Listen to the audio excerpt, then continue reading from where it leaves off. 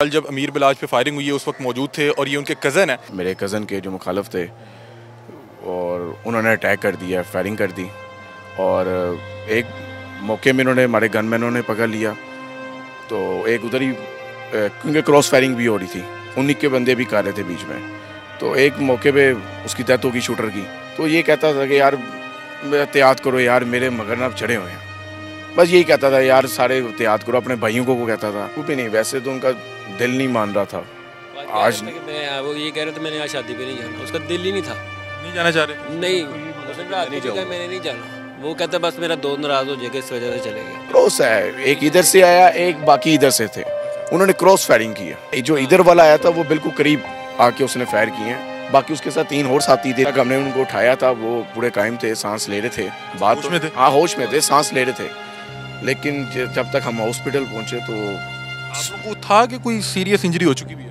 नहीं, हमें कब तक नहीं था। हमें यही था कि ये इधर ऊपर वाले हिस्से में कंधे कुंधे, हमें ये नहीं पता कि मैं कहा यार कर लेगा बर्दाश्त, इतना जवान बंदा है, बड़ी तो यही था कि बादशात हुई उस दौरान? नहीं, बोल नहीं रहे थे, सिर्फ सांस ले रहे थे। जो बिलाज अमीर बिलाज था उनका आखिरी स्टेटस जो है वो स्क्रीनशॉट लिया हुआ है और वो एक हदीस है।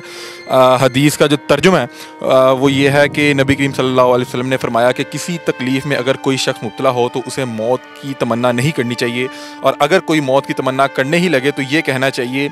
आगे एक अरबी में आयत लिखी है कि ए खुदा, जब तक ज़िंदगी मेरे लिए बेहतर है मुझे ज़िंदा रख, और जब मौत मेरे लिए बेहतर हो तो मुझको उठा ले।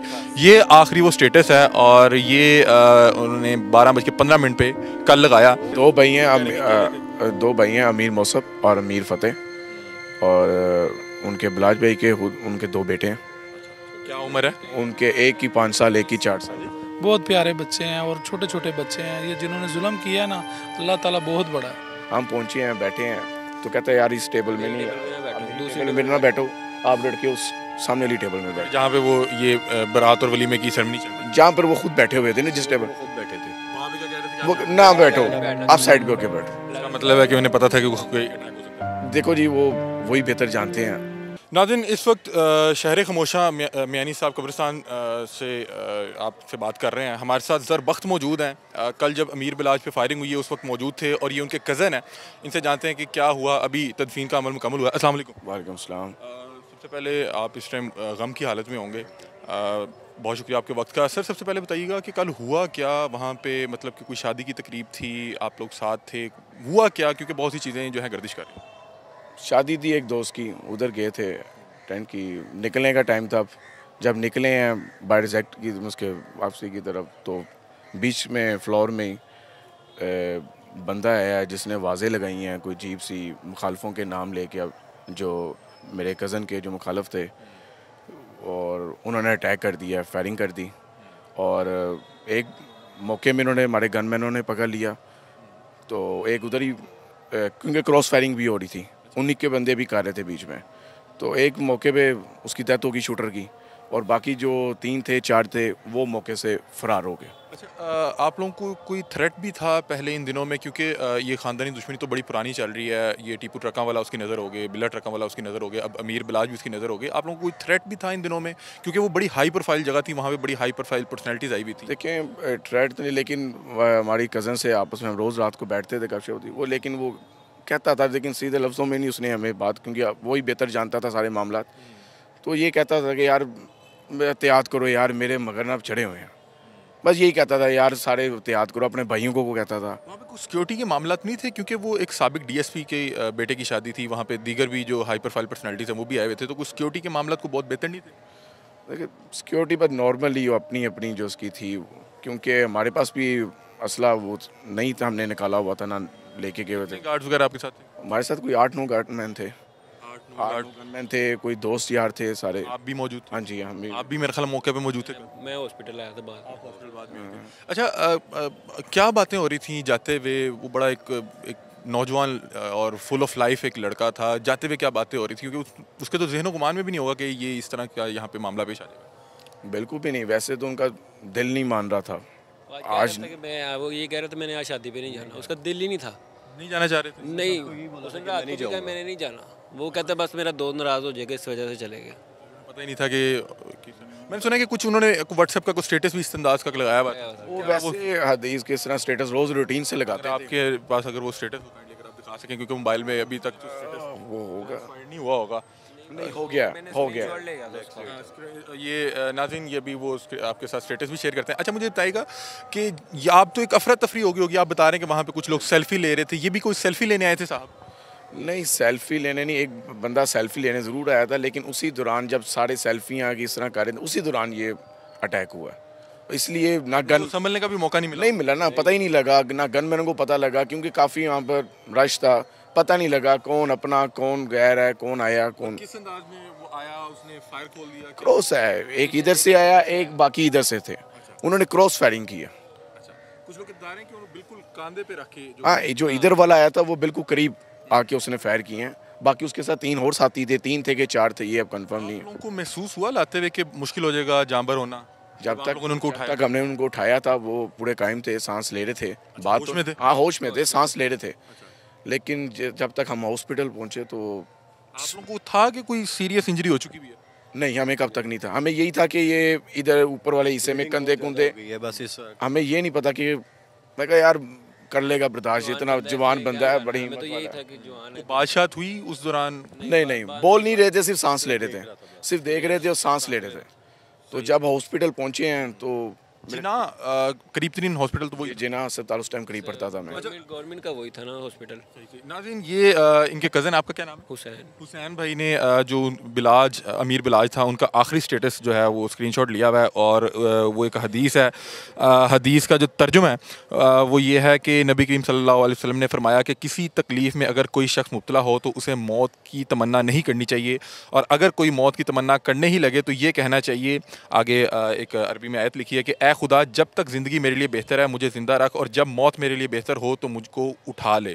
ये आखिरी वो स्टेटस है, और ये उन्होंने 12:15 पे कल लगाया। ये हदीस लगाते थे इस तरह की, रोज़ इस तरह की इस इस तरह की हदीस डेली उसने लगानी। जब उठता है ना सुबह, उसने डेली सबसे पहले ये हदीस लगाता था। ये कोई ना कोई इस तरह की ना अच्छी सी। आप लोग कज़न्स हैं, आप बता रहे हैं कि भाइयों वाला? बिल्कुल, हमारे साथ तो बड़ा भाई था वो, हमारी तो जान थी वो। अभी उनके जो फैमिली में कौन कौन हैं अगर आप बता सकें? ये सब फैमिली मेंबर है। नहीं, 2 भाई हैं I guess। 2 भाई हैं, 2 भाई हैं, अमीर मौसफ और अमीर फ़तेह, और उनके बिलाज भाई के उनके 2 बेटे हैं। क्या उम्र है उनके, एक की 5 साल, एक की 4 साल। बहुत प्यारे बच्चे हैं और छोटे छोटे बच्चे हैं। ये जिन्होंने जुल्म किया ना, अल्लाह ताला बहुत बड़ा है। ये ऐसा बंदा नहीं था, जो भी है ना ये इस तरह का नहीं था। अच्छा मुझे ये बताइएगा कि अभी जिस तरह से अमीर मौसफ और अमीर फ़तेह साहब को यहाँ से ले जाया गया सिक्योरिटी के हिसार में, और बुलेट प्रूफ गाड़ी थी शायद, इनकी जान को भी खतरा है? जी बिल्कुल, इनकी जान को भी खतरा है। तो हम अदालतों से अपील कर रहे हैं, उन्हीं से उम्मीद है कि हमें इंसाफ दिलाया जाए। देखें, पहले उनके दादा कत्ल हुए 1994 में, फिर 2010 में उनके अबू हुए, और आज 2024 में उनका बेटा हो गया। इस घर को अभी तक इंसाफ नहीं मिल पाया। यार आप क्या आपके अंदर कैफियत चल रही है, क्योंकि आप मौके पे मौजूद थे, अपने भाइयों जैसे कज़न को वहाँ पे तरफते हुए देखना, और ये इस टाइम सदमे ही है, हमारा तो नुकसान हो गया बहुत बड़ा। लोग तो संभल भी नहीं पाए होंगे, आपको तो समझ यकीन भी नहीं आ रहा कि ये नहीं आ रहा कि मैं छोड़ के चले गया। अभी तक हमें शादी की तैयारी कर रहा था कि मतलब जाने के लिए, और जिनकी शादी पे गया वो मतलब दिल नहीं मान रहा था उसका जाने को, लेकिन वो कि दोस्त नाराज़ ना हो जाए। कोई आखिरी बात अगर याद हो, क्योंकि आप लोग इकट्ठे शादी पे गए हुए थे, कोई जाते हुए कोई आखिरी बात? नहीं, आखिरी को, क्योंकि वो कॉल करके बुलाया उन्होंने। हम थे दूसरी शादी में, अमीर मौसफ और मैं, हम रायविंड किसी शादी पे गए थे, तो उन्होंने कहा वहाँ से फारिग होकर तुमने पार्क भी उधर शादी पे आना। तो हमें कॉल पे कॉल ना करी जा रहा है, कोई फ्रेंड कर रहा है, कोई गनमैन कर रहा है कि वो बिलाज भाई पूछ रहे हैं कि अभी आप तक पहुँचे नहीं। हमने कहा बस आ रहे हैं, निकल रहे हैं उधर से। बस ये है कि फ़ोन पे फ़ोन करता नहीं था इतना, खुद भेजा शादी पे कि तुम लोग उधर पहले जाओ फिर इधर आना। तो फ़ोन पे बस बेचैन था, बहुत बेचैन था कि आ जाओ किधर हो यार, पहुँचो, मौसम से पूछो वो कहाँ पर पहुँचा है, कहाँ पर है ज़रबख्त, अभी तक पहुँचे नहीं ये लोग। हम पहुँचे हैं, बैठे हैं, तो कहता है यार इस टेबल में नहीं, दूसरे टेबल में बैठो, आप लड़के उस सामने वाली टेबल में बैठो, जहाँ पे वो ये बारात और वलीमे की सेरेमनी चल रही जहाँ पर वो खुद बैठे हुए थे ना, जिस टेबल खुद बैठे थे। वहाँ पे क्या कह रहे थे वो ना बैठो, आप साइड पे होके बैठो। इसका मतलब है कि उन्हें पता था कि कोई अटैक हो सकता है? देखो जी, वो वही बेहतर जानते हैं, वो तो अब चलेंगे। वो अपने से ज़्यादा अपने साथ वालों का ज़्यादा एहसास करता था। फैमिली के हवाले से अगर आप थोड़ा सा बता दें इख्तिताम में कि फैमिली की क्या हालत है, क्योंकि उनकी मेरा ख्याल है कि बीवी जो बेवा हो गई होंगी। वो हौसला दे, अब तो हौसला ही दे सकते हैं। फैमिली तो इस टाइम ना डाल है, जाहिर सी बात है नुकसान हो गया बहुत बड़ा। हमारा कज़न चले गया, और बच्चे एक 5 साल का है, दूसरा 4 साल का। बहुत शुक्रिया। नाज़रीन, ये गम की हालत में है, बात करना बड़ा मुश्किल था। हमने इनसे दरख्वास्त की और इन्होंने हमारे लिए कुछ टाइम निकाला और ये तमाम वो डिटेल बता रहे थे कि कल वहाँ पे हुआ क्या, क्योंकि जो ये ज़रबख्त थे ये वहाँ पे मौजूद थे और ज़रबख्त बता रहे हैं कि हमारे सामने ही ये सारा मामला पेश आया। वो शादी पर नहीं जाना चाह रहा था और एक अजीब सी बेचैनी थी, बार बार फ़ोन कर रहा था कि कहाँ पर हैं। और कल रात जो उन्होंने, कल दिन में जो उन्होंने आखिरी स्टेटस लगाया उसमें भी वो इस तरह की बात कर रहे थे। हमने वो आपके साथ स्टेटस भी शेयर किया और अभी कुछ देर पहले उनकी तदफीन का अमल मुकम्मल हुआ और इनको वहीं पर दफन किया गया है जहाँ पे इनके वालिद साहब को 2010 में जो है दफन किया गया था। जी, अल्लाह पाक उनकी पूरी फैमिली को सब्र दे, हौसला दे और मैं कहता हूँ उनकी माँ को ज़्यादा सब्र दे। जिनका बेटा जाता है, जिसका जाता है, बीत पता उसको होता है उस पर क्या बीत रही है। हमारे नाज़रीन, अब से कुछ देर पहले जो है तदफीन मुकम्मल कर ली गई है और एक जवान जो है वो शख्स था और इनके जितने मैंने इंटरव्यू देखे, मेरी बड़ी ख्वाहिश थी इनका इंटरव्यू करना, लेकिन बस वो नहीं उस तरह से कोऑर्डिनेट हो सका। और मैंने इनके जितने भी इंटरव्यू देखे वो ये ख्वाहिश किया करते थे कि किसी तरह ये जो ख़ानदानी दुश्मनी है ये इससे जान छूट जाए और मैं एक आज़ाद इंसान की तरह एक आम ज़िंदगी गुजार सकूं। बहुत अरसा बाहर भी रहे, लेकिन कल जो है शादी की तकरीब में जब वो गए और वहाँ पे उन्होंने अपना आखिरी सांस लिया, बता रहे हैं कि जब गोली लगने के बाद भी वो बात नहीं कर रहे थे लेकिन होश में थे। और जो उनके कज़न ज़रबख्त वहाँ पे मौजूद थे और दीगर जो सिक्योरिटी अहबाब मौजूद थे वो बता रहे हैं कि हमें ये नहीं था, हमें लग रहा था कि जवान आदमी है, बर्दाश्त कर लेगा। कहते हैं हमारे इल्म में ये नहीं था कि उसको कुछ ऐसी इंजरीज हो चुकी हैं, क्योंकि वो बता रहे हैं कि जो उसको बुलेट लगी उसने अंदर जो बहुत से सीरियस ऑर्गन्स हैं जिनको अगर नुकसान पहुँचे तो इंसान का जिंदा रहना मुश्किल होता है, वो डैमेज हो चुके हुए थे। और जना हॉस्पिटल करीब तरीन गवर्नमेंट हॉस्पिटल था और वहाँ पे जब पहुँचे तो पता लगा कि उनका जो खून है वो हद से ज़्यादा बह चुका है और वो जाँबड़ नहीं हो सके। तो ये डिटेल्स थी और हमने आपके साथ शेयर की। उनके कज़न जो मौके पर मौजूद थे वो एक नक्शा खींच रहे थे, लेकिन बता रहे हैं कि मेरा भाई था, हम रोज़ मिलते थे और कल वहाँ पे बार बार कॉल करके बुला रहे थे। और जब हम वहाँ पे पहुँचे तो उन्होंने कहा कि आप मेरी टेबल पे ना बैठें, आप किसी दूसरी टेबल पे बैठें। ऐन मुमकिन है उनको इस तरह के ख़तरात का जो है पहले से मालूम था या कोई थ्रेट का उनको पहले से इल्म था। और बता रहे हैं कि अभी मैं उनके कज़न को भी देखा तो अभी वो बहुत ज़्यादा होश में भी नहीं है, क्योंकि एक जवान भाई और कज़न की मौत का सदमा है, कल रात से सोए भी नहीं होंगे। और जिस अंदाज में भी उन्होंने उस भयानक रात और उस भयानक हादसे का नक्शा खींचा वो आपके सामने अपनी राय से मैं आगाह कीजिएगा। तब तक के लिए अपने मेज़बान अली हमजा को दीजिए इजाज़त। अल्लाह हाफ़िज़।